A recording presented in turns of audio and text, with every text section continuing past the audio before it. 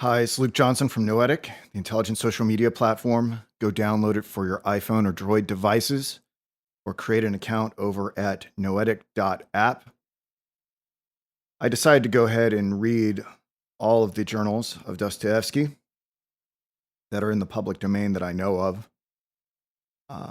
and so far as they are relevant to Pushkin. So, Chapter 3, taking the opportunity, 4 sermons on various subjects read to me on the occasion of one lecture by M. Grodowski with an advertisement to M. Grodowski. 1. Of one very fundamental thing. I had just been putting the finishing touch to my journal, confining it to my speech delivered in Moscow on the 8th of June, and to the foreword which I had written. Anticipating the fuss, which was actually made by the press after the publication of my speech in the Moskovskaya Vedomosti. But when I had read your criticism in Gorovsky, I delayed the publication of my journal in order to add to it also my answer to your attacks. Oh, my misgivings were justified. There was a terrible fuss. I am haughty, I am a coward, I am a Manilov and a poet. The police should be called in to suppress these public outbursts. The moral police, the liberal police, of course. But why not the real police? The real police nowadays are quite as liberal as the liberals themselves. Truly, it is only a very little less than calling in the real police. But we will leave that for the meanwhile. I will answer your points immediately. From the very beginning, I will confess that I personally have nothing to do or to discuss with you.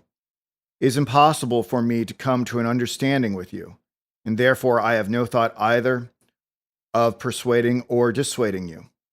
When I read some of your previous articles, I naturally was always amazed by the trend of your thought. So why should I answer you now? Simply because I have in view the others who will judge between us, the public. For them I am writing now.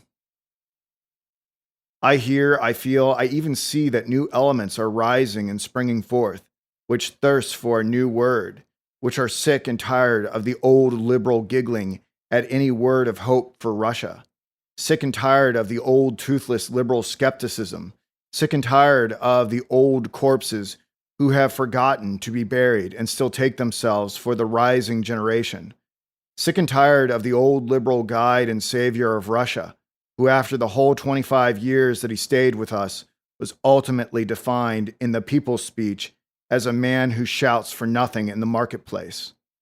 In a word, I should like to do a great deal more than to reply to your observations.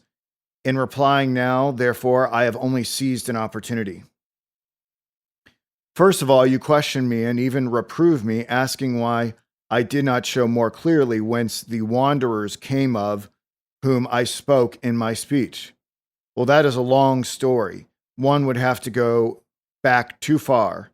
Besides, whatever answer I made to that question, you would not agree, because you have already preconceived and prepared your own solution of the question whence and how the wanderers came.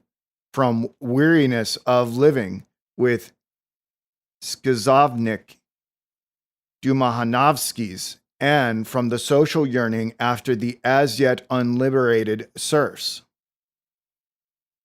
A conclusion eminently worthy of a modern liberal-minded man, for whom everything that has to do with Russia has been settled and signed long ago, and the extraordinary ease peculiar to the Russian liberal alone. Nevertheless, the question is more complicated than you think, far more complicated, in spite of your very final solution. I will speak elsewhere of Skavazniks and yearning, but first of all, permit me to take hold of one most characteristic word of yours, spoken with a lightness that is already on the border of playfulness, a word which I cannot pass by in silence. You say whether this be so or no. 2 centuries have already passed since we have been under the influence of European enlightenment, which acts extremely strongly upon us by reason of the universal sensitiveness of the Russian, which Dostoevsky acknowledged to be our national trait. There is no way of escape from this enlightenment, neither is there any need to escape. It is a fact against which we can do nothing for the simple reason that every Russian who desires to be enlightened must get the enlightenment from a Western European source, because of the absolute lack of sources in Russia. Certainly it is playfully expressed, but you have also uttered an important word, enlightenment. Let me ask you then what you mean by it.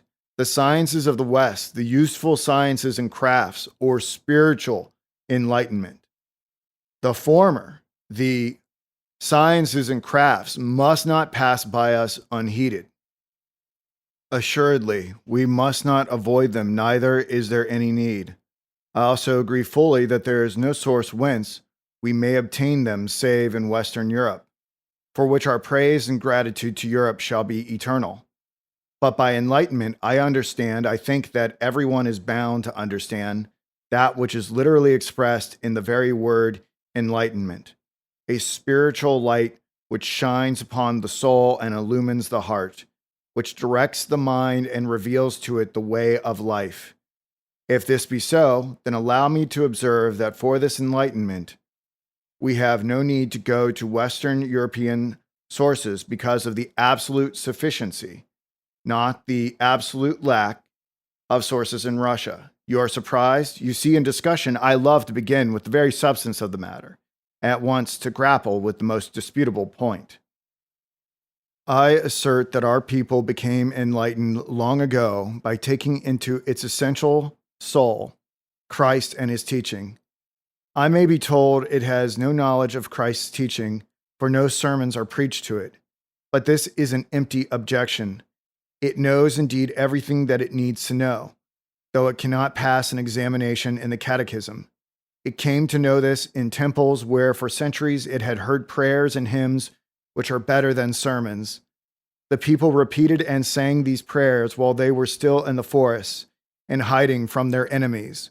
Perhaps as long ago as the invasion of Badu Khan, they sang, "Lord of powers, be with us." And then perhaps they won a firm knowledge of that hymn, because nothing was left to them but Christ, and in that one hymn is all the Christian truth. What of it that the people hear no sermons and the clerks mumble indistinctly, which is the greatest accusation leveled against our church, an accusation invented by the liberals together with the inconvenience of the ecclesiastical Slavonic language, which is supposed to be incomprehensible to the common people. What of it? Instead, the priest stands forth and reads, "Lord, sovereign of my life." In this prayer is the whole essence of Christianity, all its catechism, and the people know this prayer by heart. They also know by heart many lives of the saints.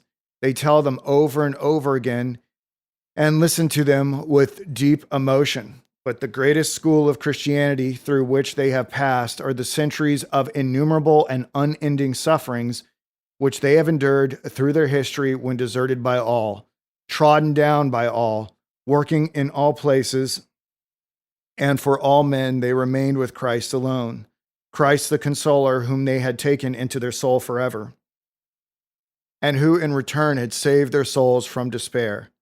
But why do I tell you all this? Do I desire to convince you? My words will assuredly appear to you childish, almost indecent. But for the third time I say, it is not for you that I am writing, and the matter is important. Concerning it, I must speak particularly and at length, and so long as I can hold a pen in my fingers, I will speak. But now I will only express fundamental basis of my thought.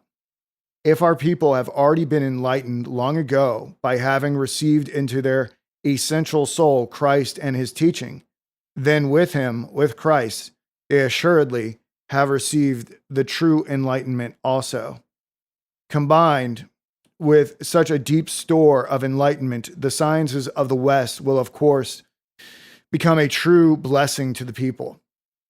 Christ himself will not be eclipsed by the sciences as in the West, where, however, he was not eclipsed by the sciences as the liberals assert, but long before the advent of science, when the Western Church herself distorted the image of Christ, changing herself from a church into a Roman state, and again incarnating the state in the form of the papacy.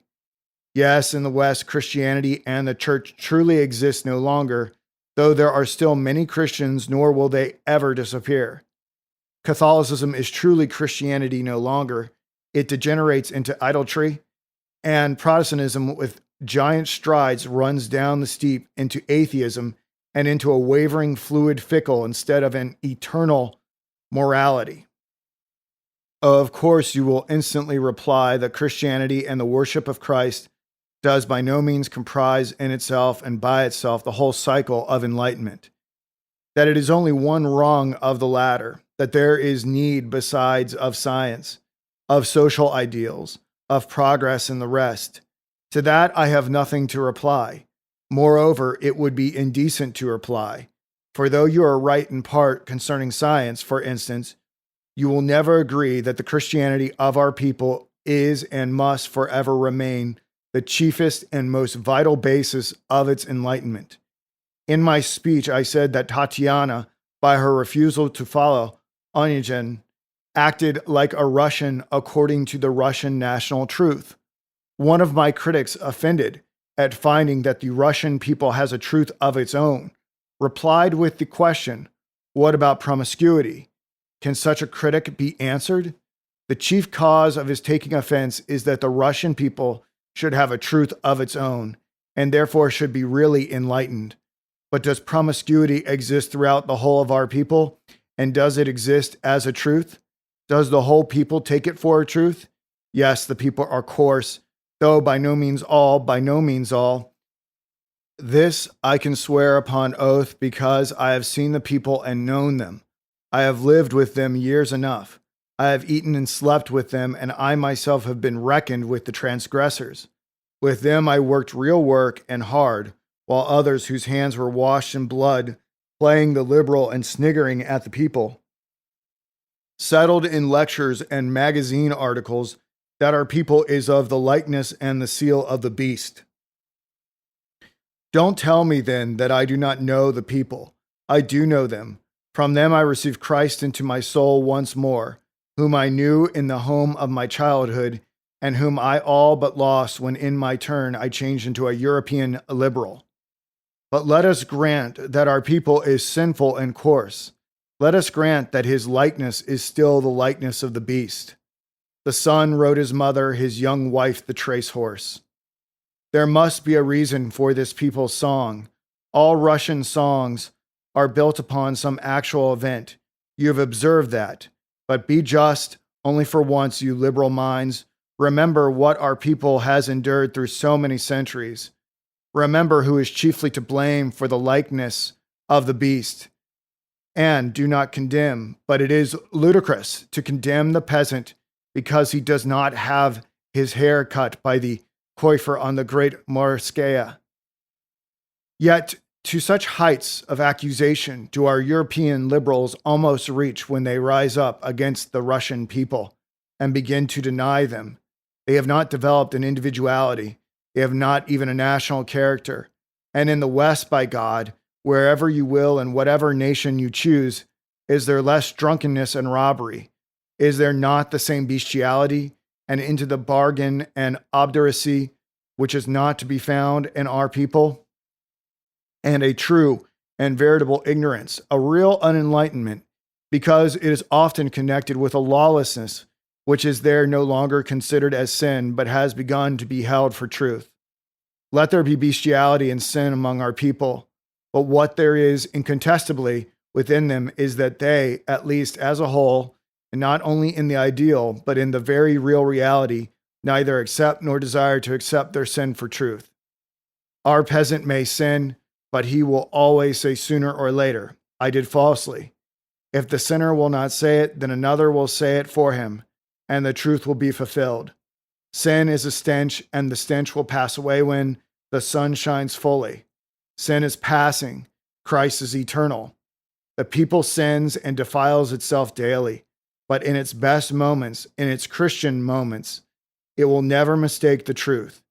It is indeed important in what the people believes as its truth, in what it finds her, how it represents her to herself, what it holds for its best desire, what it has come to love, what it asks of God, and what it prays and weeps. And the ideal of the people is Christ. And surely with Christ is enlightenment. And in its highest and most crucial moments, our people always decides and always has decided every matter of their common weal absolutely according to Christ. You will jeer and say, it is not enough to cry, neither to sigh. One must also do, one must also be. And among yourselves, you Russian enlightened Europeans, are there many righteous? Show me your righteous whom you prefer before Christ. But know that among the people there are righteous. There are positive characters of unimaginable beauty and power whom your observation has not yet touched. These righteous and martyrs for truth do exist, whether we see them or not. He who has eyes to see, he will see them. But he who has eyes only for the likeness of the beast, he of course will see nothing. But our people at least knows that there are righteous and martyrs among them, and believes that they are there. The people is strong with this knowledge and with the hope that in the moment of common need, they will save them. And how many times has the people saved the country? And but lately, defiled in sin, drunkenness, and depravity, the spirit of the people, of all the people as one whole, rejoiced at the recent war for the faith of the Christian Slavs, which had been trampled underfoot by the Turks. The people embraced the war and took it as a sacrifice in expiation for its unrighteousness and sin. It sent its sons to die for a sacred cause and did not wail because the rabble was falling and the price of food was rising. I know the elevation of the spirit of our people in the last war, but the liberals do not recognize the causes of that elevation. They laugh at the idea. This canaille with a collective ideal, a social sense, a political idea. Impossible. And why is our European liberal so often the enemy of the Russian people? Why is it that in Europe, those who call themselves Democrats always stand for the people, or at any rate, always rely on the people?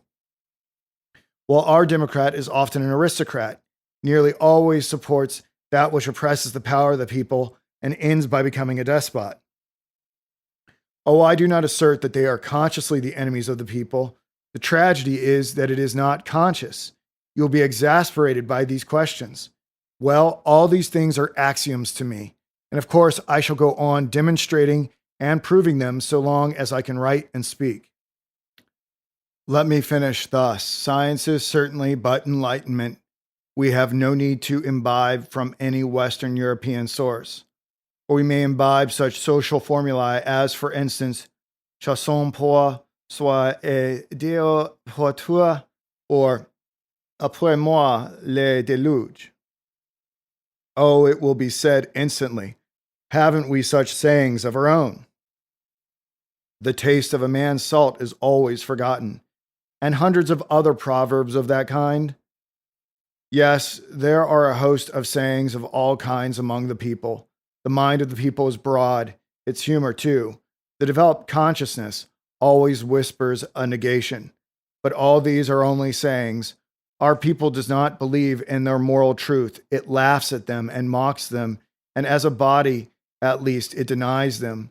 But will you venture to assert that chasson pour soi et Dieu pour tous is only a saying and not an established social formula, accepted by everybody in the West, which all Westerners serve and in which they all believe?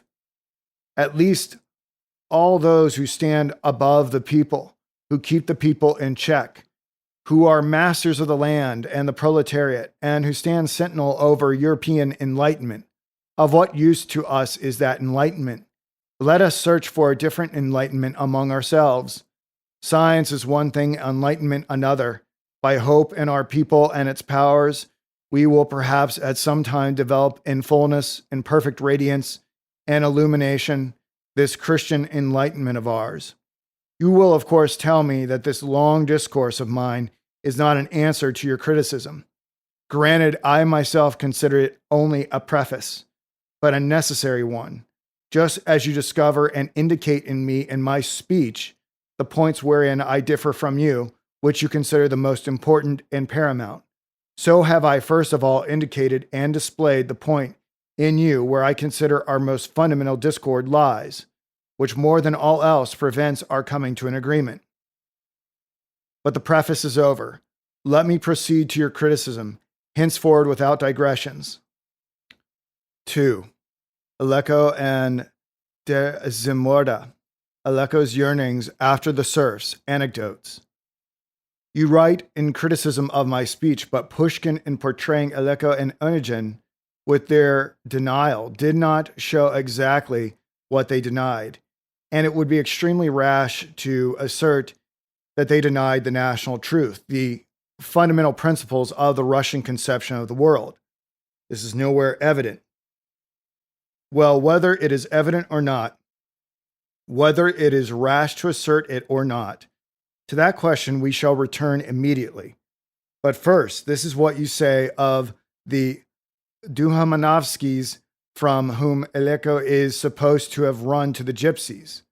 But really, the world of those old wanderers, you write, was a world which denied another world. To explain these types, other types are necessary, and these Pushkin did not create, though he turned towards them at times with burning indignation. The nature of his genius prevented him from descending into the darkness and from making a gem of creation out of the owls and bats which crowded the basements of the Russian house, and not the upper floors as well, Dostoevsky. This Gogol did, Gogol the great reverse of Pushkin. He told the world why Aleko ran to the gypsies, why Onegin was weary, why superfluous people had come into the world, the men whom Turgenev was to immortalize. Korboka, Sabakyevich, Skvoznik Dumahanovsky, Dzhemoroda, Lyapkin.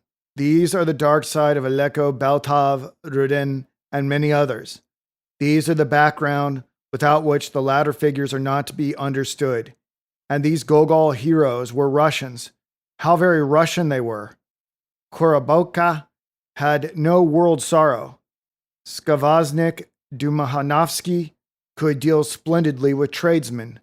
Sobakyevich saw through his peasants, and they saw through him as well. Certainly Aleko and Rudin did not see all this fully, nor did they understand it. They simply ran away wherever they could. Aleko to the gypsies, Rudin to Paris, to die for a cause completely foreign to him. You see, they simply ran away. Easy solution, like a feuilleton. And how simply you put it, how beautifully prepared and settled everything is with you. Truly the words are ready to your tongue. But by the way, why did you let drop that all these Gogol heroes were Russians? Oh, how very Russian they were. It has nothing at all to do with our discussion. Who does not know that they were Russians? Aleko and Onegin were also Russians. You and I are also Russians. Rudin also was Russian, thoroughly Russian. Rudin, who ran away to Paris to die for a cause, as you say, completely foreign to him.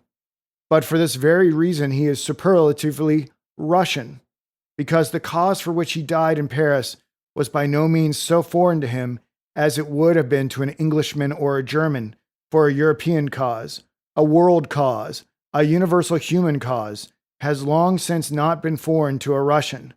That is Rudin's distinctive characteristic. Rudin's tragedy strictly was that he could find no work in his native fields, and he died on another's field, which were, however, nothing like so foreign to him as you say. However, the point is this. All these Skvoznik, Dumahanovskys, and Sobakieviches, though Russians, are Russians spoiled, torn from the soil, and though they know the life of the people on one side, knowing nothing of the other, and not even suspecting that the other side does really exist, this is the whole point. The soul of the people, that for which the people thirsts for which the people asked in a spirit of prayer. This they do not even suspect, because they terribly despised the people. They even denied his soul, except perhaps for the purpose of the census. Sobakevich saw through his peasants, you assert. That is impossible. Sobakevich saw in his Prushka only so much labor, which he could sell to Chichikov. You assert that Skvoznik Dumuhanovsky could manage tradesmen splendidly. Heavens above. Read once more the monologue of the provost to the tradesmen in the 5th act. Only dogs are treated in that way, not men. Is this to manage a Russian splendidly? Do you really praise it? It would be far better to give them a blow in the face or drag them by their hair. In my childhood, I once saw on the high road a king's messenger in a uniform with reverse and a 3-cornered hat with a feather, who never stopped beating the driver with his fist, while the driver madly lashed his sweating, galloping troika team. The king's messenger was, of course, a Russian-born, but so blinded, so far torn from out the people, that he had no other way of dealing with a Russian than by his huge fist, instead of any human speech. Yet he had passed his whole life with postboys and all sorts of Russian peasants. But the revers of his uniform, his feathered hat, his rank as an officer, his patent leather Petersburg boots, were dearer to him psychologically and spiritually, not only than the Russian peasant, but perhaps than the whole of Russia, which he had galloped over far and wide, but in which he probably found nothing worthy of remark or of any other attention, save a blow of his fist or a kick with his patent leather boot.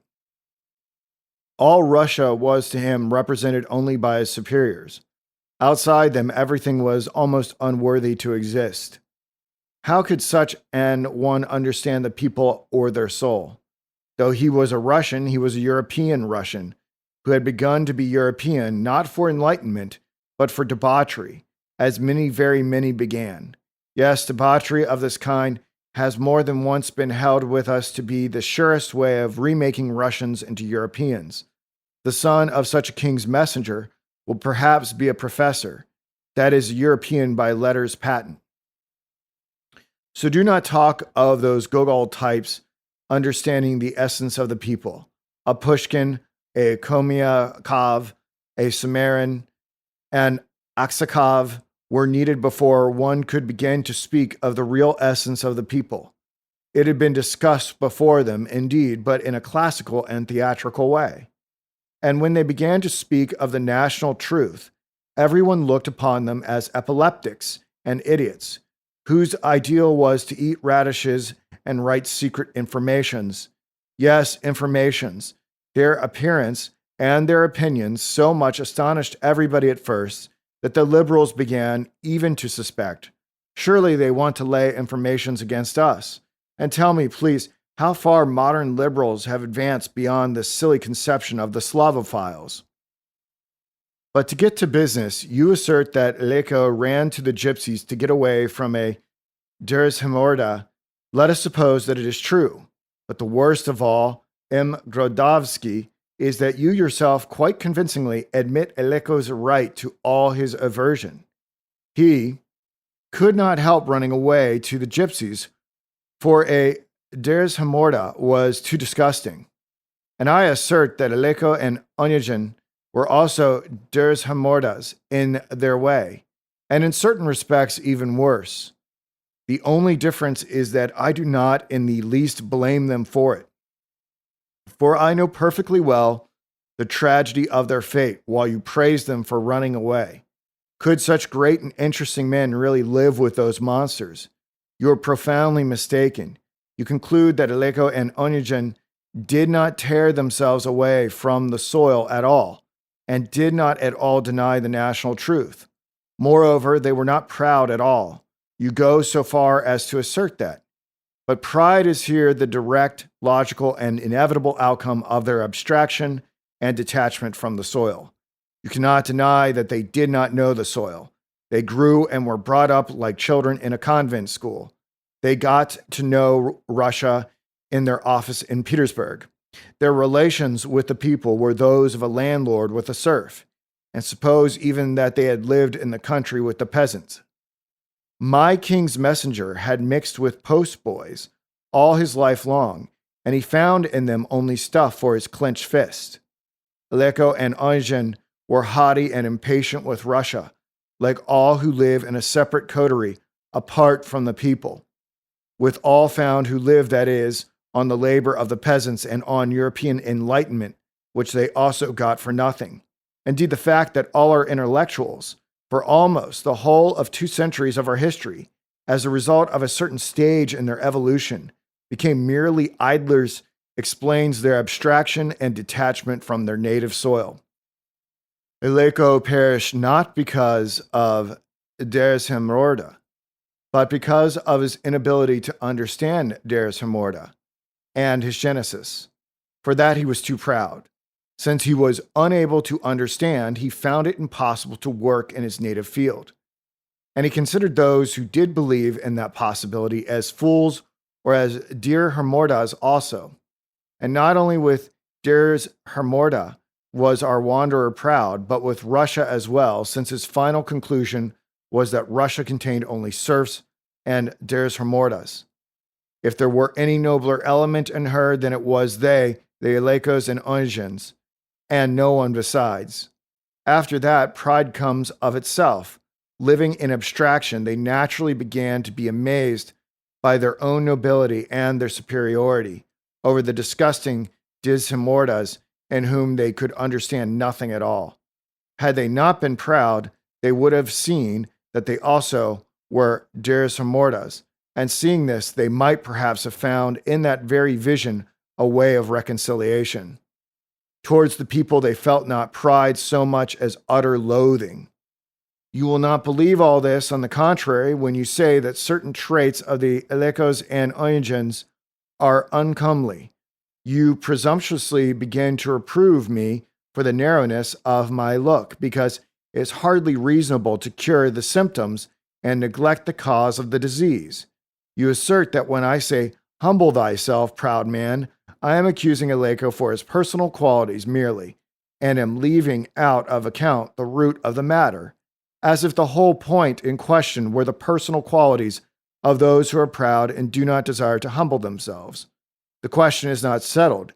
You say, on what the wanderers did pride themselves, and the other question is also unanswered. Before what should they humble themselves? This is all very presumptuous. I thought that I concluded in so many words that the wanderers are a product of the historical evolution of our society.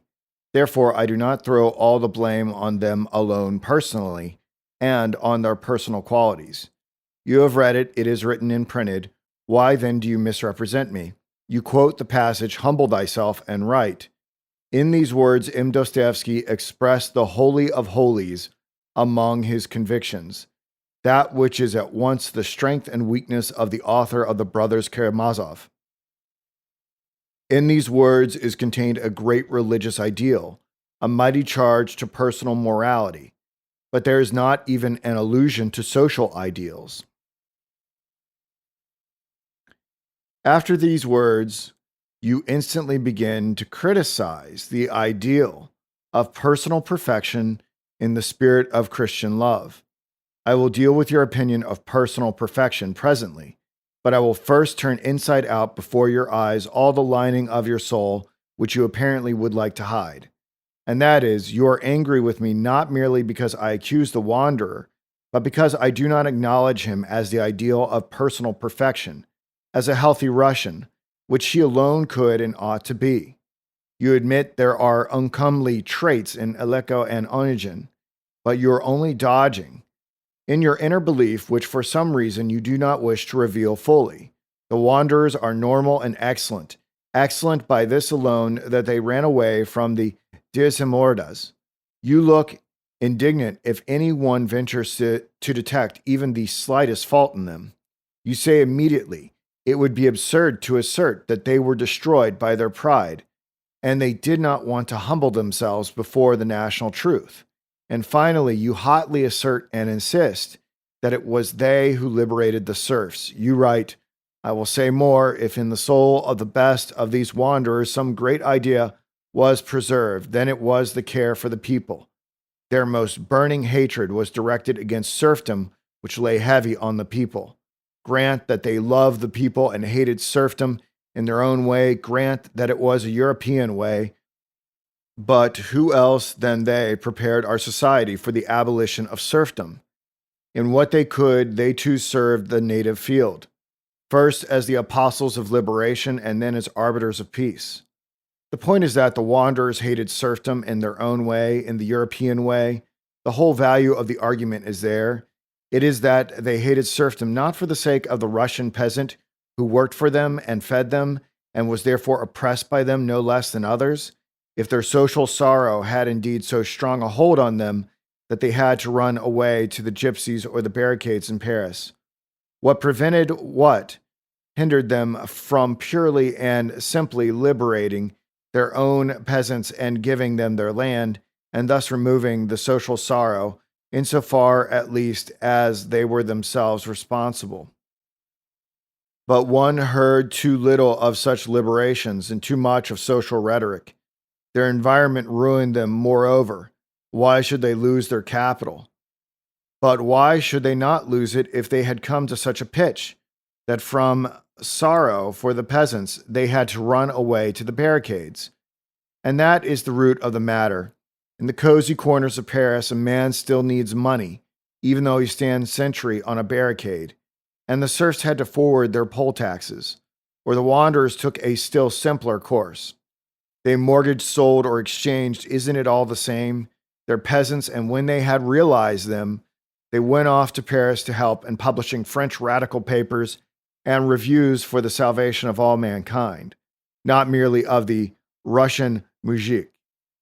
You assure me that they were devoured by sorrow for the serf, not by sorrow for the serf, but by an abstract sorrow for slavery in mankind.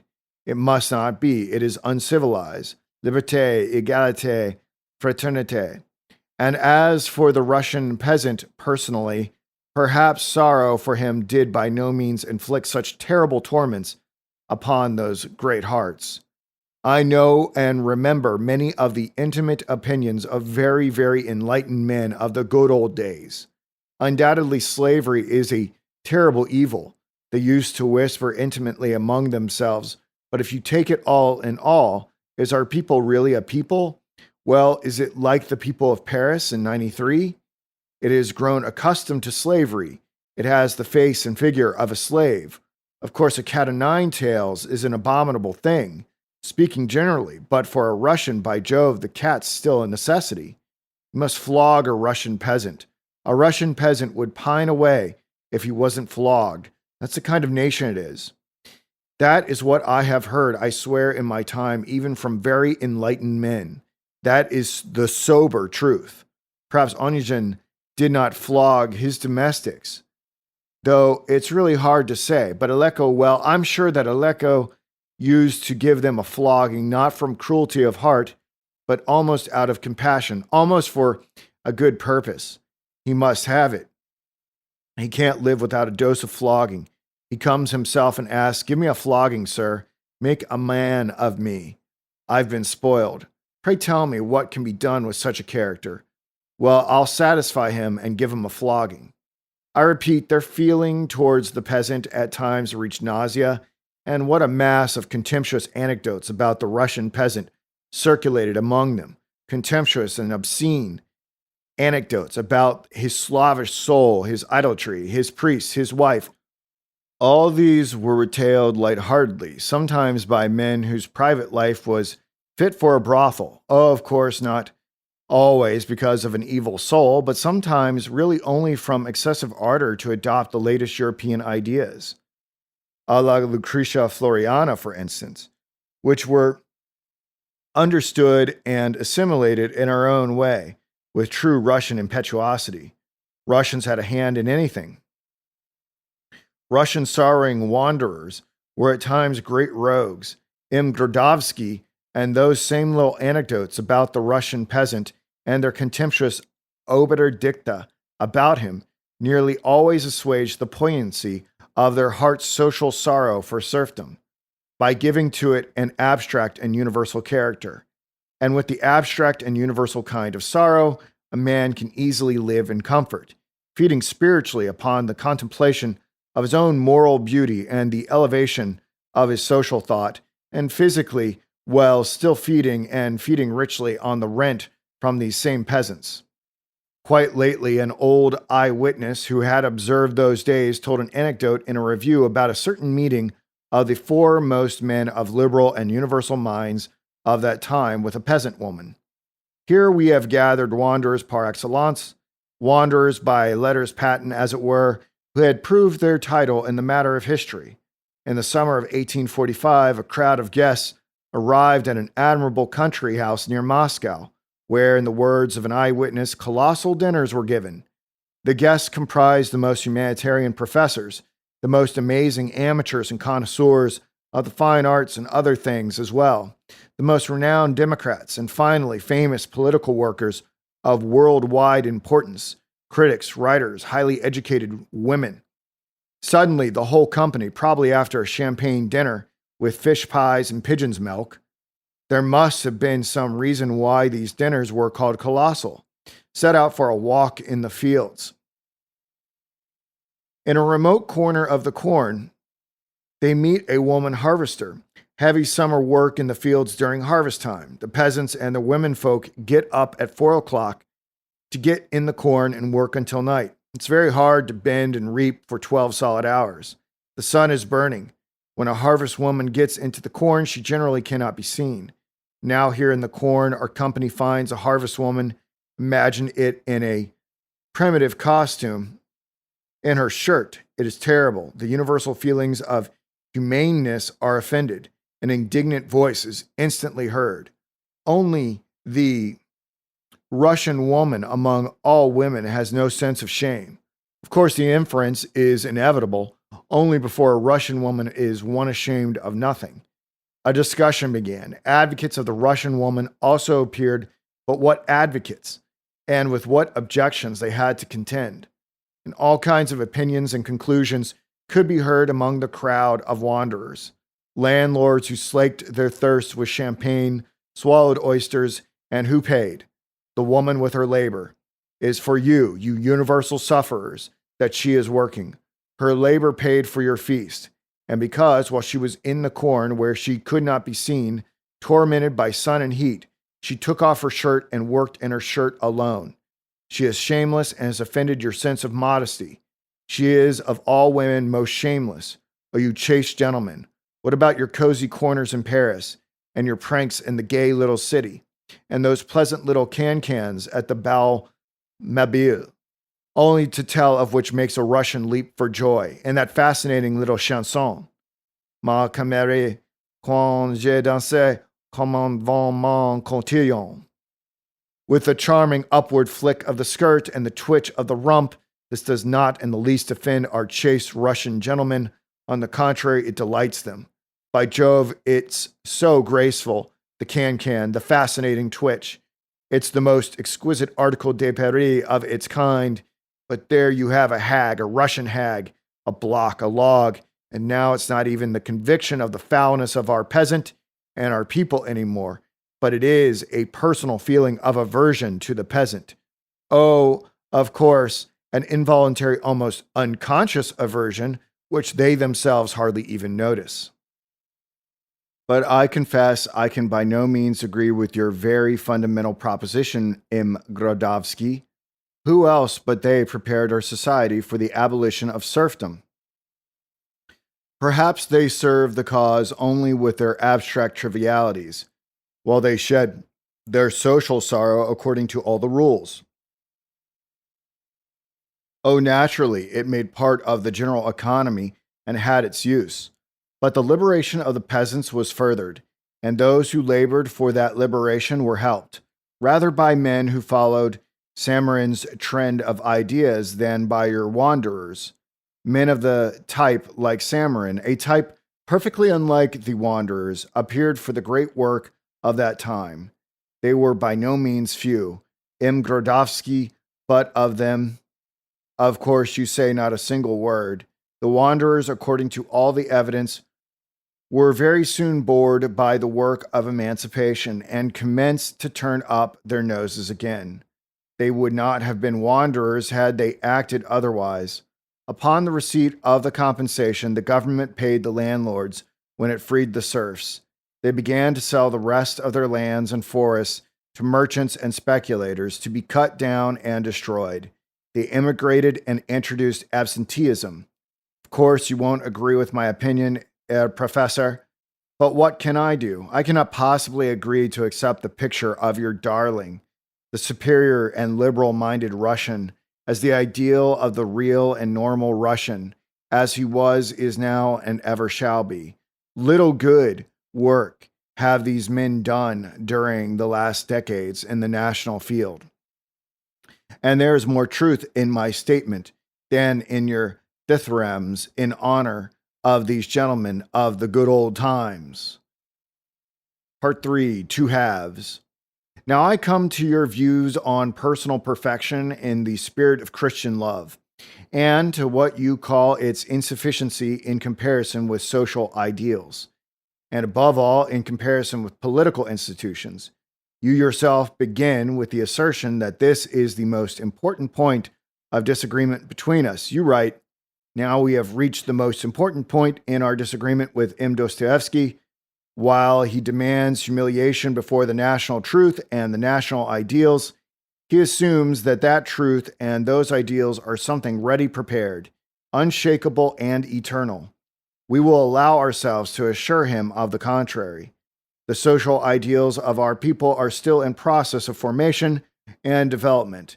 The people has still much work to do upon itself that it may be worthy of the name of a great people. I have already partly replied to you concerning the truth and national ideals at the beginning of this article in the first section.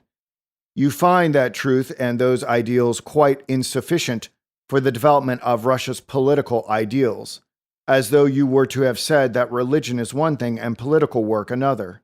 With your scientific knife, you cut a whole living organism into two separate halves and assert that these halves must be quite independent of each other. Let us look more closely. Let us examine each of these two halves separately, and perhaps we shall come to some conclusion. Let us first investigate the half concerning personal perfection in the spirit of Christian love. You write, Dostoevsky calls to men to work upon themselves and to humble themselves. Personal self-perfection in the spirit of Christian love is, of course, the first premise of any activity, great or small. But it does not follow that men who are personally perfected in the Christian sense will infallibly form a perfect society. I shall allow myself to put forward an instance. Paul the Apostle instructs slaves and masters concerning their mutual relations. Slaves and masters alike could hearken, and usually did hearken, to the word of the Apostle. Personally, they were good Christians, but slavery was not sanctified thereby. It remained an immoral institution. In the same way, Dostoevsky, like all of us, has known splendid Christians, landlords and peasants alike, but serfdom remained an abomination in the sight of God, and the Tsar Liberator appeared as the spokesman of the demands not merely of personal but of social morality as well, of which social morality there was no right conception in the olden time, although perhaps there were then as many good people as there are now. Personal and social morality are not one and the same, whence it follows that no social perfection can be attained solely through the improvement of the personal qualities of those who form the society. Let us take another example. Suppose that, beginning from the year 1800, a whole series of preachers of Christian love and humility had begun to improve the morality of the Korobakas and the Sobakeviches. Can it be supposed that they would have achieved the abolition of serfdom, so that the word of authority would not have been necessary for the removal of that phenomenon? On the contrary, a Koroboka would have begun to demonstrate that she was a true Christian and a genuine mother of her peasants, and she would have remained in this conviction in spite of all the arguments of the preachers. The improvement of the people in the social sense cannot be effected by work upon oneself alone and by humbling oneself, to work upon oneself and to subdue one's own passions. This can be done even in the wilderness or upon a desert island. But as social beings, people develop and improve by work beside one another, for one another and with one another. That is why the social perfection of a people very greatly depends upon the degree of perfection of their political institutions, which educate in man the civic, if not the Christian virtues. You see how much of you I have copied out? It is all very high and mighty, and personal perfection in the spirit of Christian love gets much the worst of it. It appears that in civic affairs, it is good for nothing or almost so. You have a strange way of understanding Christianity. Only imagine that Koroboka and Sobakevich should become real Christians, already perfect. You yourself speak of perfection. Can they be persuaded to renounce serfdom?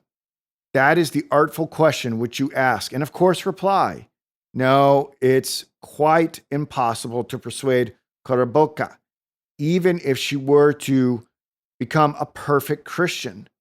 To this, I will reply immediately that if only Koroboka could become and became a genuine perfect Christian, then serfdom would no longer exist on her estate at all, so that there would be no need to trouble, notwithstanding that the title deeds and conveyances remained in her strong box as before, and was born a Christian. So that when you speak of the new preachers of Christianity, you understand by the word something which is in essence the same as the old Christianity, but in a strengthened, perfect form, as it were having reached its ideal. Well, how could there be slaves and masters then? But one must have some small understanding of Christianity. What would it matter to Koroboka, already a perfect Christian, whether her peasants were serfs or not? She is a mother to them, a genuine mother, and the mother would instantly abolish the lady that was. That would come to itself. The lady and the slave that were would dissolve away like mist before the sun, and quite new people would appear, in quite new relations with one another, relations that had never been heard of before, and an unheard of thing would be accomplished. Everywhere would appear perfect Christians, who, when they were scattered individuals, were so few that no one was sensible of their presence. You made that fantastic supposition yourself, M. Grodowski. You yourself opened the door upon that wonderful fantasy. And since you opened the door, then you must take the consequences. I assure you, M. Grodowski, that Koroboka's peasants would themselves refuse to leave her, for the simple reason that every man seeks what is better for himself. Would it be better for them among your institutions than with the mother lady who loved them? I also venture to assure you that if slavery existed in the days of Paul the Apostle, it was only because the churches which had sprung up in those days were as yet imperfect, which we can also see from the epistles of the apostle. And those members of the churches who had then attained personal perfection no longer had nor could have slaves, because the slaves turned brothers, and a brother who is a true brother cannot have his brother as a slave. According to you, it follows somehow that the preaching of Christianity was impotent. At all events, you write that slavery was not sanctified by the apostles' preaching, but other learned men, particularly European historians as a whole, have rebuked Christianity because, as they say, it sanctifies slavery, which means that they fail to understand the essence of the matter. Is it possible even to imagine that Mary of Egypt could have serfs and yet not want to set them free? What absurdity! In Christianity, in true Christianity, there are and there will ever be masters and servants, but a slave can never be even conceived. I speak of a true and perfect Christianity. Servants are not slaves. The pupil Timothy served Paul when they journeyed together. But read Paul's epistle to Timothy. Is it written to a slave, to a servant even? He is in truth his child, Timothy, his beloved son. These are indeed the relations that will be between master and servant. if master and servant became perfect Christians. Servants and masters there will be, but masters will be no longer lords nor servants slaves. Imagine that there will be a Kepler, a Kant, and a Shakespeare in the society of the future. They are working at a great work for all men, and all men acknowledge it and respect them. But Shakespeare has no time to tear himself away from his work to tidy his room, to clean up everything. Be sure another citizen will infallibly come to wait upon him of his own desire. He will come of his own free will and tidy up Shakespeare's room. Will he be thereby degraded? Will he be a slave? By no means. He knows that Shakespeare is infinitely more useful than himself. Honor and glory to thee, he will say, and I am glad to serve thee. Thereby I wish to do, though it be only a little service to the common good. For thus I will save thy time for thy great work, but I am not a slave. Indeed, by confessing that thou, Shakespeare, are higher than myself by thy genius, and coming to serve thee by this my admission, I have proved that in the moral dignity I am not in the least below thee, and as a man I am thy equal. But he will not even say that then, for the simple reason that such questions then will not arise. They will not be even thinkable. For verily, all men will be new men, the children of Christ, and the beast of old will be conquered. You will, of course, say that this is another dream, but it was not I who was the first to dream, but you. It was you who imagined a Kurabaka, already a perfect Christian, holding children serfs, whom she will not set free. This a worse dream than mine. Here the clever people will laugh and say after that, it's all very well to worry about self-perfection in the spirit of Christian love, when there is no real Christianity at all on the earth, or so little of it that it is hard to see, because otherwise everything would be right in an instant. All slavery would be abolished. Every Kurabaka would be regenerated into a shining genius, and one thing alone would be left for all to do, to sing a hymn to God. Yes, of course, you sneering gentlemen, real Christians are still terribly few, though they do exist. But how do you know how many indeed are wanted that the ideal of Christianity should not perish from the people, and the people's great hope perish with it? Apply the thought to secular conceptions. How many real citizens are wanted that civic virtues should not perish from society? And this you will not answer. Here's a strange political economy, one of a quite different kind, and wholly unknown to you, even to you, Dostoevsky, wholly unknown. It will be said again, if there are so few confessors of the great idea, what is the good of it? And how do you know to what advantage it will lead in the end? Hitherto it was evidently necessary that the great idea should not perish.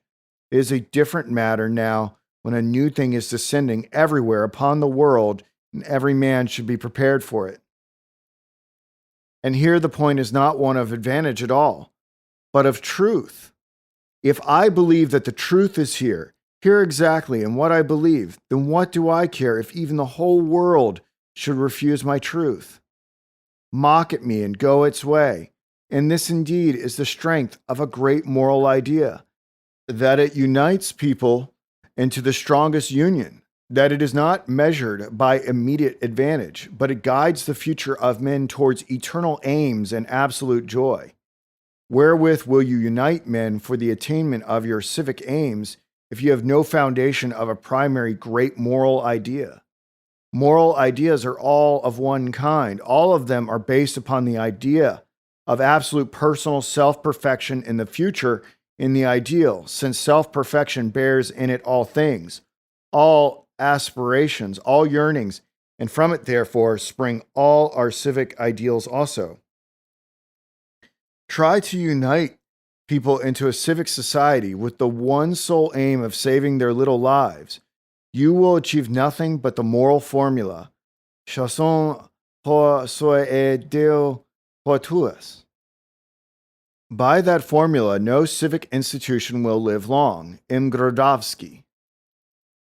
But I will go further. I intend to surprise you. No, learned professor, that social and civic ideals as such, insofar as they are not organically connected with moral ideals, but exist by themselves like a separate half cut off from the whole by your learned knife, insofar finally as they may be taken from the outside and successfully transplanted to any other place, insofar as they are a separate institution.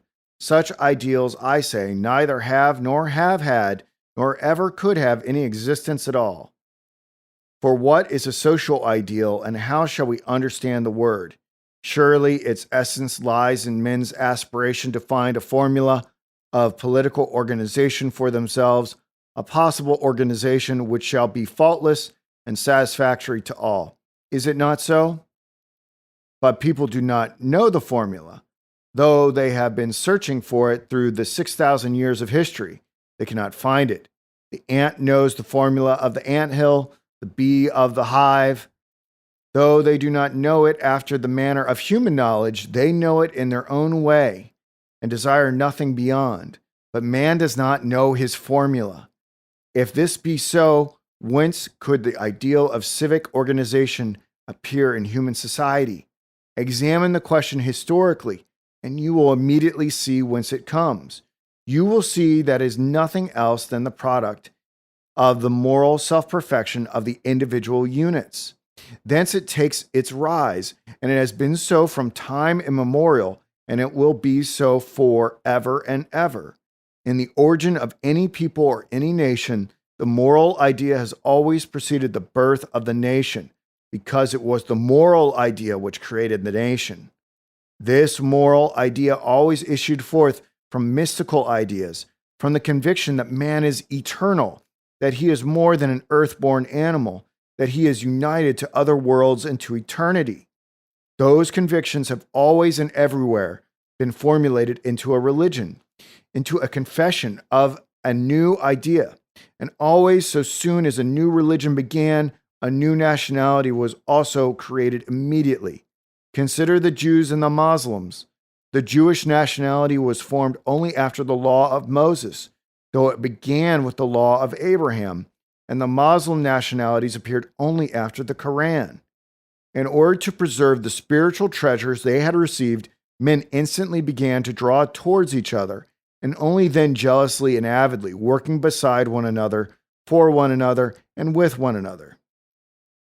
As you so eloquently express it, only then did men begin to seek how they should organize themselves so as to preserve without loss the treasures they had received, how they should find a civic formula of common life that would really help them to exhibit in its full glory to the whole world the moral treasure which they had received. And observe that so soon as the spiritual ideal, after times and centuries had passed, had begun to be shaken and weakened in a particular nationality, the nationality itself also began to decline, and at the same time her civic organization began to fall, and all the civic ideals which had formed in her began to be obscured. According to the mold in which a nation's religion was being cast, the social forms of the people were also endangered and formulated. Therefore, civic ideals are always directly and organically connected with moral ideas, and generally the former are created by the latter alone. They never appear of themselves, for when they appear, they have one aim alone: the satisfaction of the moral aspirations of the particular people to the exact degree to which those moral aspirations are being formed.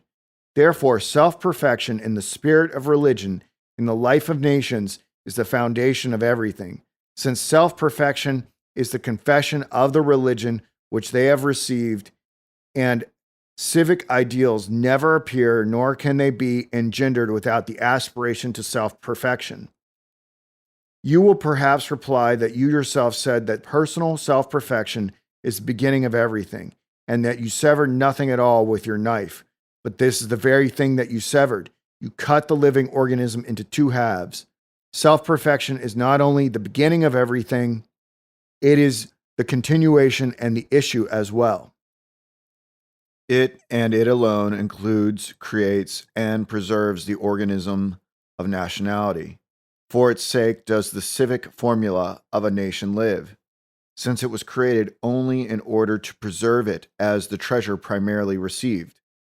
But when a nationality begins to lose the desire within itself for a common self perfection of its individuals, in the spirit which gave it birth, then all the civic institutions gradually perish, because there is nothing left to be preserved.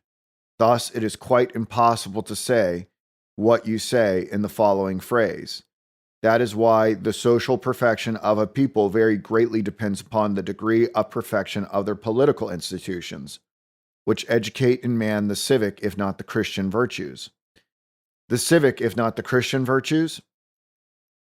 Can you not see here the learned knife which divides the indivisible, which cuts the whole and living organism into two separate dead halves, the moral and the civic?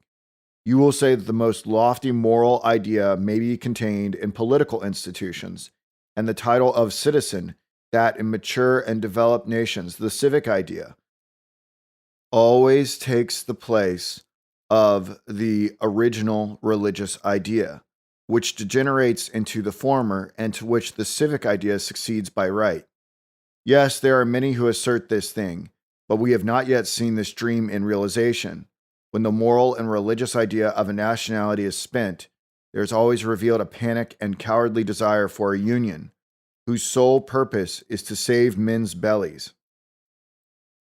There are no other purposes left for a civic union. At the present moment, the French bourgeoisie is actually uniting itself with this purpose of saving their bellies from the fourth estate, which is already battering at its doors. But the saving of bellies is the last and most impotent idea of all those which unite mankind. This is already the beginning of the end, the omen of annihilation. They are uniting themselves and keeping a sharp eye open for the first moment of danger when they will scatter like lightning. And what can save the institution as such, taken by itself? If these are brothers, there will be brotherhood. If there are no brothers, you will not achieve brotherhood by any institution. What is the sense of erecting an institution and carving upon it liberté, égalité, fraternité? You will get no good from an institution, and you will be driven necessarily and infallibly. You will be driven to add to the three constituent words the fourth also, ou la mort. Fraternité ou la mort. And brother will begin to chop off the head of brother in order to attain brotherhood by means of a civic institution. This is only an example, but it is a good one. You, Dostoevsky, like Aleko, look for salvation in things and in external phenomena. Grant that we have fools and rogues in Russia. We have only to transplant some institution from Europe, and according to you, everything will be saved.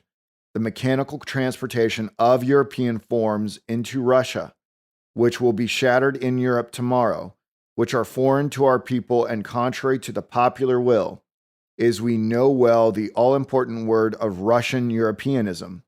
And by the way, Dostoevsky, when you censure our lack of organization, blaming Russia and pointing to Europe with admiration, you say, and in the meanwhile, we cannot get rid of the inconsistencies and contradictions of which Europe got rid long ago. Has Europe got rid of them? Where did you learn this? She is on the eve of ruin, your Europe of a general, universal, and terrible catastrophe. The anthill, which has long been in course of formation within her, without a church and without Christ, for the church having muddied her ideal, was long ago embodied in the state, with a moral principle shattered to its foundations, having lost all that it had of universal and of absolute. That anthill, I say, is wholly undermined. The fourth estate is coming.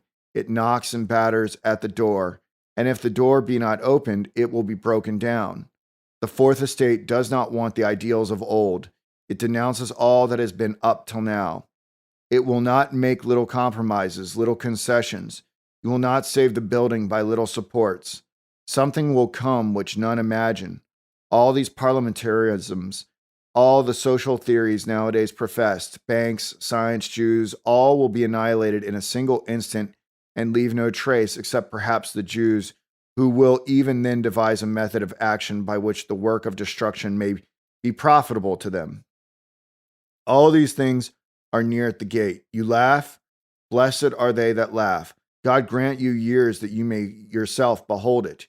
You will be surprised in that day. You will laugh and say, how well you love Europe if you prophesy this of her. Am I glad? I have only the feeling that the reckoning is made. The final account, the payment of the bill, may come to pass much sooner than the quickest imagination can conceive. The symptoms are terrible. Alone, the inveterately unnatural political situation of the powers of Europe may serve for a beginning to anything.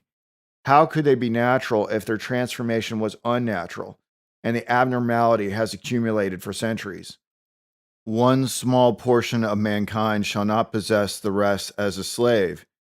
Yet it was solely for this purpose that all the civic institutions of Europe, long since unchristian, which are now perfectly pagan, have hitherto been formed.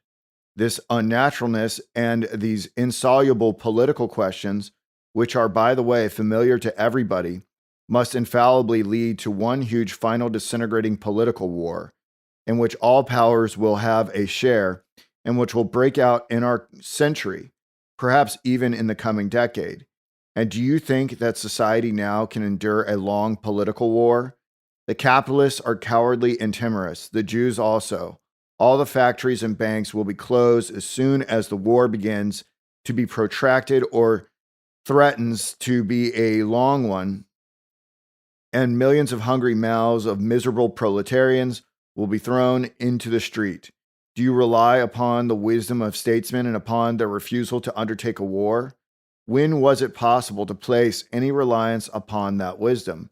Do you put your trust in parliaments and believe that they will foresee the results and refuse the money for the war? But when have parliaments foreseen results and refused money to the slightest insistence of a man in power? But the proletarian is in the street. Do you think he will wait and starve in patience as he used? After he has tasted political socialism, after the International, after the Socialist Congresses and the Paris Commune? No, it will not now be as it used to be. They will hurl themselves upon Europe, and all the old things will crumble forever. The waves will be broken by our shore alone, since only then will it be palpably and evidently revealed how greatly different is our national organism from the European. Then even you, messieurs les doctrinaires, will perhaps bethink yourselves and begin to search in our people for national principles, at which you only laugh now. And now, gentlemen, now you point us to Europe and appeal to us to transplant those very institutions which will crumble there tomorrow as absurdities, which have had their day and in which a great many clever people even there no longer believe, which maintain themselves and exist only by the force of inertia. Who but an abstract doctrinaire could seriously take the comedy of the union of the bourgeoisie, which we see in Europe as the normal formula of the union of men upon the earth? We are told that they got rid of contradictions long ago, and this after 20 constitutions in less than a century, and after well nigh a dozen revolutions.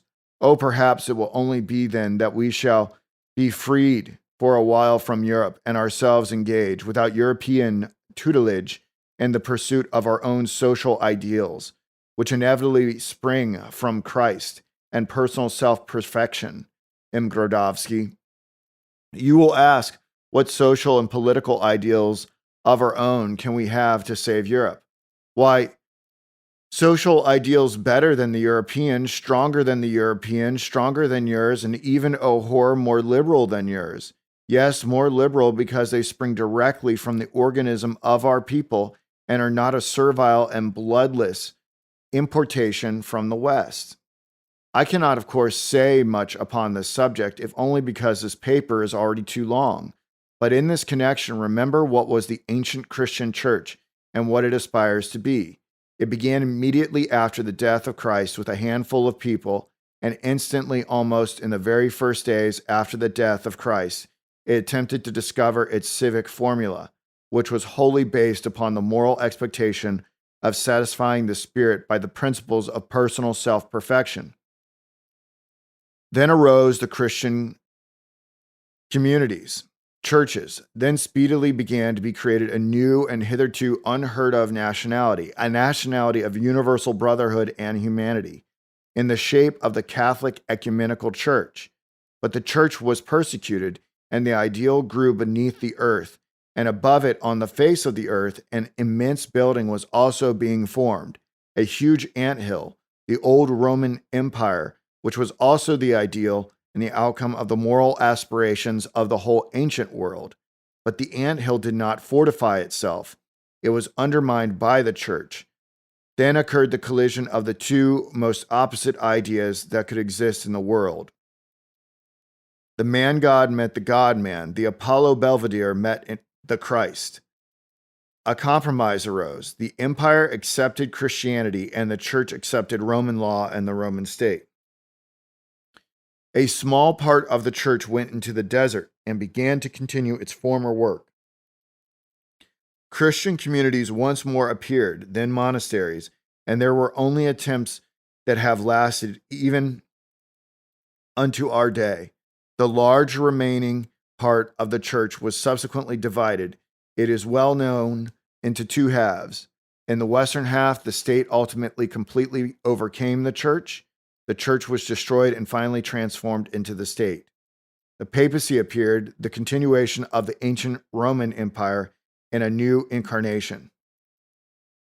In the eastern half, the state was subdued and destroyed by the sword of Muhammad, and there remained Christ alone, already separated from the church.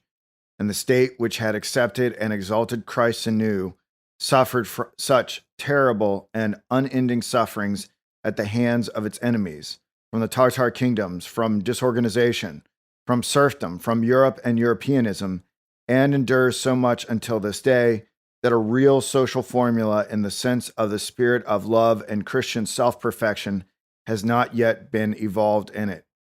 You, M. Grodowski, mercilessly reproach Russia with her disorganization.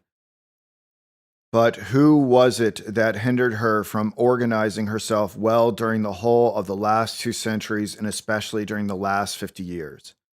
Just such people as yourself, M. Grodowski, Russian Europeans who were always with us for the 2 centuries and now have settled upon us particularly. Who is the enemy of Russia's organic and independent development upon her own national principles? Who sneers and will not admit even the existence of those principles and does not even want to see them? Who wanted to remake our people by fantastically raising them up to himself, simply in order to manufacture little Europeans like themselves by occasionally breaking off from the mass of the people a single individual and corrupting him into a European, if only by virtue of the reverse of his uniform? By that I do not mean that a European is corrupt. I say only that to remake a Russian into a European in the way in which the liberals do is often real corruption.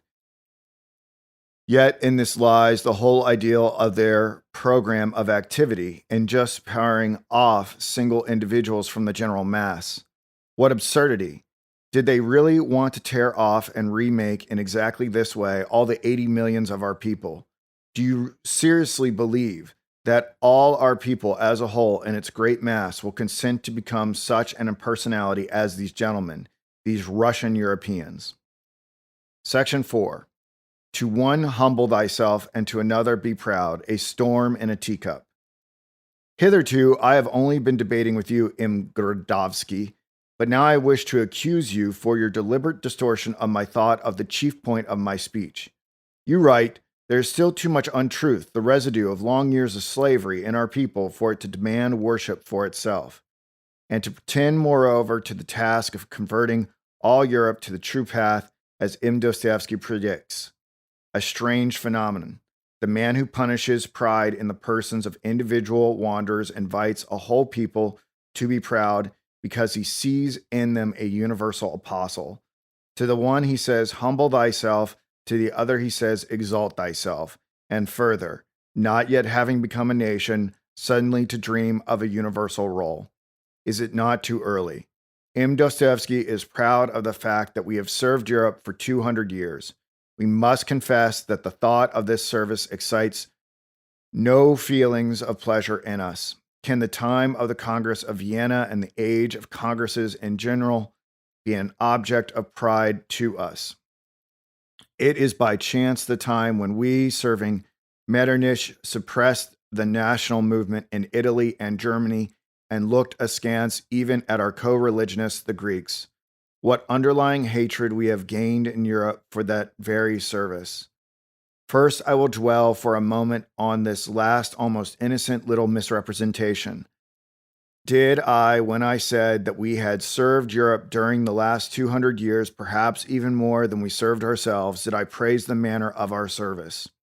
I only wanted to point to the fact of our service, and the fact is true. But the fact of our service and the manner of our service are two utterly different things. We may have made many political blunders, as the Europeans make them every day, but it was not our blunders which I praised. I only pointed to the fact of our almost always disinterested service. Do you really not understand that these are two different things? Dostoevsky is proud because we served Europe, you say. I was not priding myself at all when I said that. I was only pointing out a characteristic of our national spirit, a very significant characteristic. Does it mean that one is proud if he should find an admirable and healthy characteristic in the national spirit? And why do you talk of Metternich and the Congresses? Are you going to give me instruction in history? When you were still a student, I spoke of our service to Metternich in language much stronger than yours. And for my words concerning our ill-omened service to Metternich, among other words, of course, I paid, as you know now, 30 years ago. Why did you distort my words? To show everybody, see what a liberal I am, and now listen to the poet, the enthusiastic lover of the people, and hear what reaction he is babbling, priding himself on our service to Metternich. That is conceit, Dostoevsky. This is, of course, a trifle, but what follows is no trifle at all. So to say to the people, exalt thy spirit, is the same as to say, be proud, is the same as inciting to pride as teaching pride.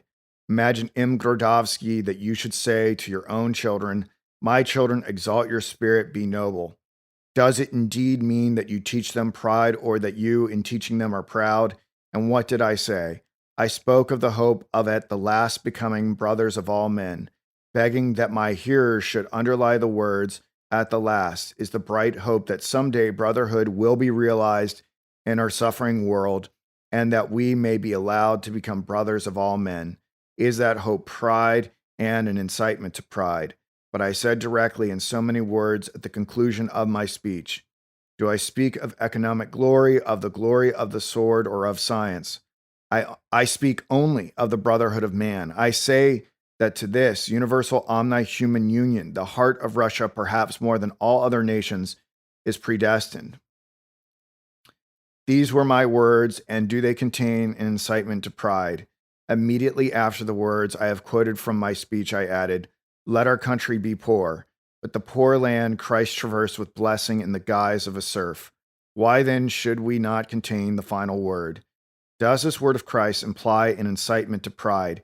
And is the hope of containing this word pride?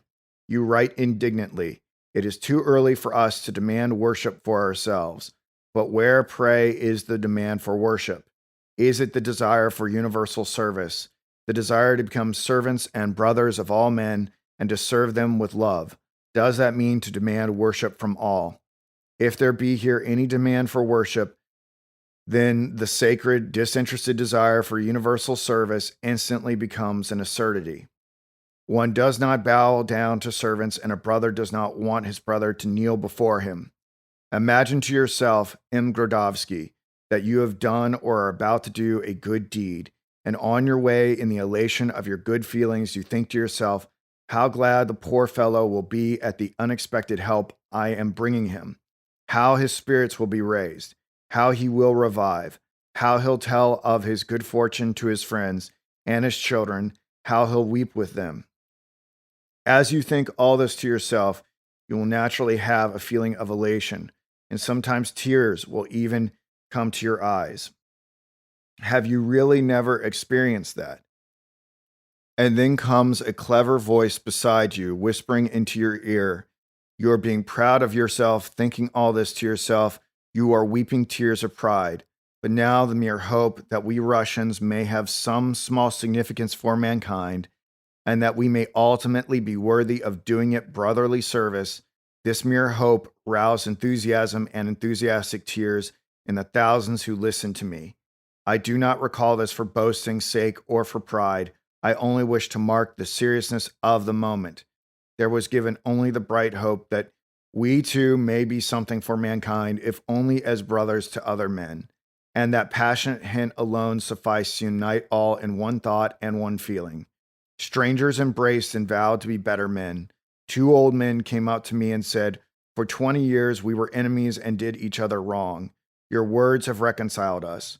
A certain newspaper made haste to remark that all this enthusiasm meant nothing. The mood was already there, and it was idle for the orators to speak and make perorations. Whatever they said, the enthusiasm would be the same, for the benign mood was prevalent in Moscow. The journalist should himself have come to Moscow and have made a speech. Would men rush to hear him as they rushed to me or not? Why was it that when speeches were made 3 days before, great ovations were given to the speakers, but to none of them happened what happened to me? That was the only moment in the Pushkin celebrations, and it was not repeated. God is my witness that I tell this not to my own praise, but the moment was too serious to be passed by in silence. Its seriousness consisted exactly in that new element in society were brightly and clearly revealed. There appeared new men who longed for heroic action, for the consolation of an idea, for a labor of devotion. It meant that society is no longer ready to be satisfied with our liberal sniggering at Russia. It meant that the doctrine of Russia's perpetual impotence already stinks in the nostrils. Only a hope, only a hint, and men's hearts were kindled by the sacred longing for an omni-human task, for a service and an action of universal brotherhood. Were those tears the tears of pride? Was that an incitement to pride, You see, M. Grodowski, the seriousness of the moment suddenly terrified a great many people in our liberal teacup, the more so seeing it was so unexpected.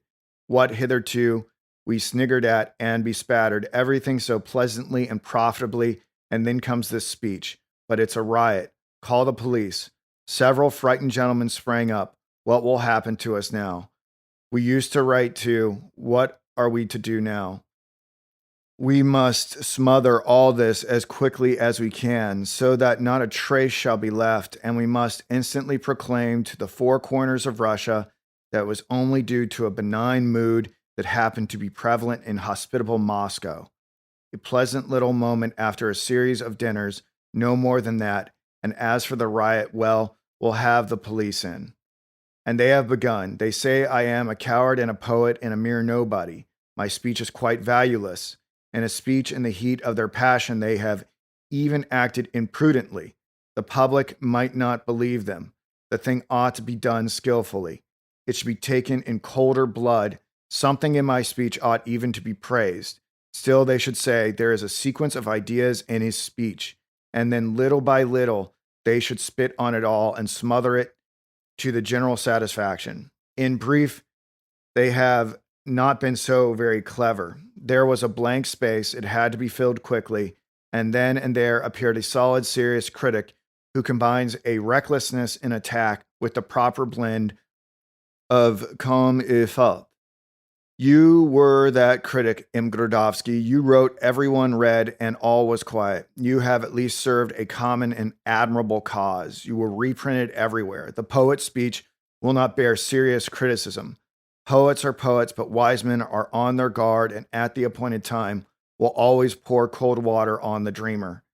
At the very end of your article, you asked me to forgive such expressions as I may consider hard in your article. As I finish my article, I will not offer you an apology for my sharp expressions.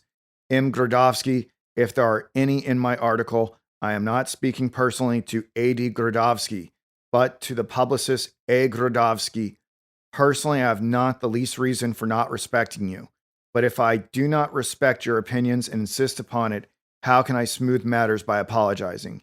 It gave me pain to see that a very serious and critical moment in the life of our society was misrepresented and wrongly explained. It gave me pain to see the idea which I served dragged about the street. It was you who dragged it there. I know, and everyone will tell me, that it was not worthwhile, that it was ridiculous to write this long answer to your article, which was rather short compared with mine. But I repeat, your article served only as a pretext. I wish to say some things generally. I am going to begin the Journal of an Author again next week. Let the present number serve as a profession of faith for the future, a specimen copy, so to say. It may perhaps still be said that by my answer I have destroyed the whole sense of the speech which I delivered in Moscow, wherein I myself called upon both Russian parties to be united and reconciled, and admitted the justification of them both. No, no, no. The sense of my speech is not destroyed. On the contrary, it is made still stronger, since in my answer to you I point out that both parties, estranged from the other and hostility one to the other, have put themselves and their activity into an abnormal situation, whereas in mutual union and agreement they would perhaps exalt everything, save everything, awaken endless powers, and summon Russia to a new, healthy, and mighty life hitherto unseen.